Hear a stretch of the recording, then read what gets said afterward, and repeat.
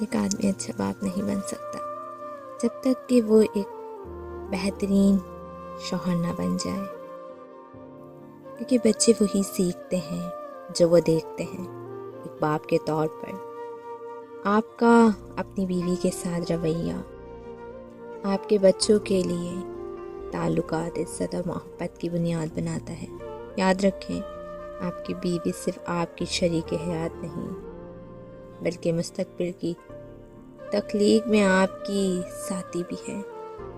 اس کا جذباتی سکون، اس کی خوشی اور اس کا اطمینان براہ راست اس ماحول پر اثر انداز ہوتا ہے جس میں آپ کے بچے پروان چڑھتے ہیں۔